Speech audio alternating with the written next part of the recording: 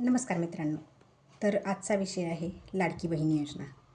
तर लाडक्या बहीण योजनेचा या महिन्याचा हप्ता नोव्हेंबर आणि डिसेंबरचा. तर नोव्हेंबरचा हप्ता जमा झाला आहे 31 डिसेंबर रोजी आणि डिसेंबरचा हप्ता झाला 13 जानेवारी रोजी. तर हे ज्या 2 हप्त्यांचं वितरण झाले त्या 2 हप्त्यांमध्ये बऱ्याचशा अशा लाडक्या बहिणी वगळल्या गेल्यात की ज्या भगिनींचं आधार कार्ड व्यवस्थित असून त्यांनी KYC व्यवस्थित पूर्ण केली असून आणि सर्व पात्रतेमध्ये ते योग्य प्रमाणात असूनही त्यांची लाभाची रक्कम वगळण्यात आली आहे.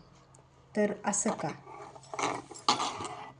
तर KYC करत असताना तुम्ही पहिल्यांदा ज्यावेळेला KYC करायला सांगितलं होतं तर त्यावेळेला तुम्ही सगळे प्रश्न संभ्रमावस्थेचे दिले होते. तर त्यामुळे बऱ्याचशा महिलांची KYC चुकलेली आहे आणि हेच होणारच होतं. तर तुम्ही त्याच्यानंतर अपडेटचा ऑप्शन दिला. अपडेटचा ऑप्शन दिलेला बऱ्याचशा महिलांना माहिती पण नव्हता. त्यामुळे बऱ्याचशा महिलांनी अपडेटही केलेलं नाही. बऱ्याचशा महिलांनी KYC सुद्धा केली नाही तरीही त्यांच्या खात्याला ती रक्कम जमा झालेली आहे आणि ज्यांनी KYC केले अशा महिला त्यातून रद्द करण्यात आलेले आहेत. तर अशा महिलांसाठी आजचा हा माझा व्हिडिओ आहे. तर हा लाभ वाटत असताना ह्या लाभाचं वाटप करत असताना सरकारनं कोणते निकष तपासले ह्याची जरा व्यवस्थित काळजी घ्यावी. देवाभाऊंनी आणि शिंदेभाऊंनी कुठल्या अटींनुसार ह्या महिलांना तुम्ही ह्या हप्त्यांचं वाटप केलं आहे तर त्याचं पूर्ण व्यवस्थित विश्लेषण बाकीच्या राहिलेल्या महिलांना करावं. तुमच्या लाडक्या बहिणी सगळ्या तुमची हप्त्याची वाट बघत आहेत आणि हे जे 2 हप्ते तुम्ही दिलेले नाही आहेत तर ज्या महिलांना हे हप्ते आलेले आहेत त्यांची तुम्ही व्यवस्थित कसून चौकशी केली पाहिजे.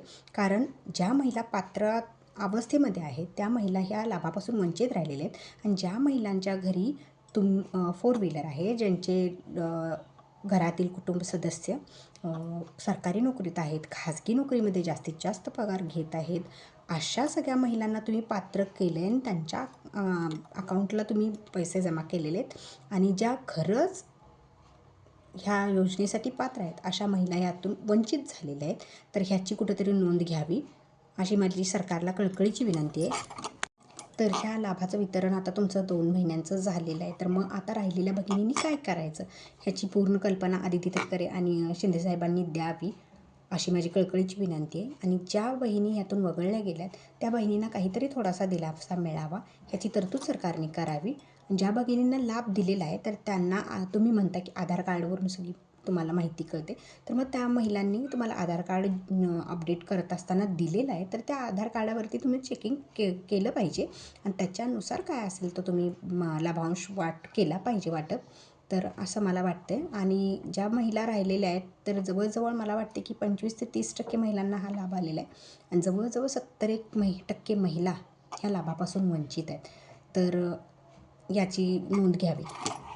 तर आता 2 हप्त्यांचं तुमचं लाभांश वाटप झालेलं आहे. आता इथून पुढं ह्या महिलांनी काय केलं पाहिजे आणि काय नाही, ज्या महिला याच्यापासून वंचित आहेत त्यांनी काय केलं पाहिजे आणि ज्या महिलांना तुम्ही लाभांश वाटप केलेलं आहे तर त्या महिलांची कसून तपासणी केली जावी आणि ज्या खरंच गरजू महिला आहेत त्यांना हा लाभ त्यांच्यापर्यंत पोहोचावा एवढीच माझी कळकळीची विनंती आहे. आणि देवाभाऊ आपलं जर कुणाचा कॉन्टॅक्ट संपर्क काही देवाभाऊ किंवा शिंदेभाऊशी असेल तर तुम्ही हा व्हिडिओ नक्कीच त्यांना शेअर करायचा प्रयत्न करा. हा व्हिडिओ जास्तीत जास्त लाईक करा, शेअर करा, सबस्क्राईब करा.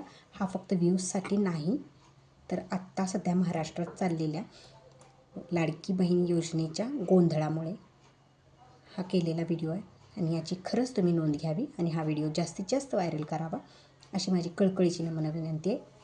जय हिंद, जय महाराष्ट्र.